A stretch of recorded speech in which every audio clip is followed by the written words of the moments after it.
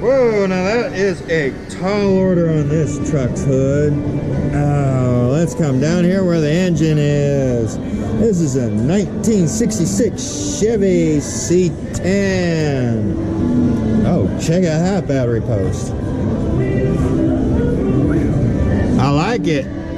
Clamp on, clamp off.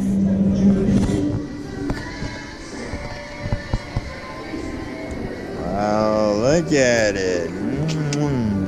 Wow. For a vehicle, it is smooth, it is slick. And look at that board. Ooh, it glistens. It's just got the right combination.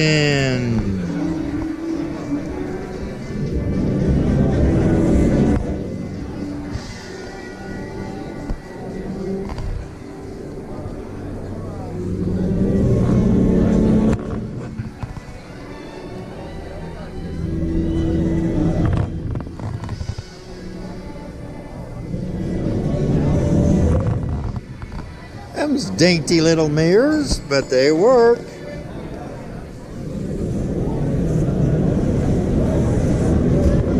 Let's take a swoop through the engine real quick. That's when you can see. No light needed, no light needed.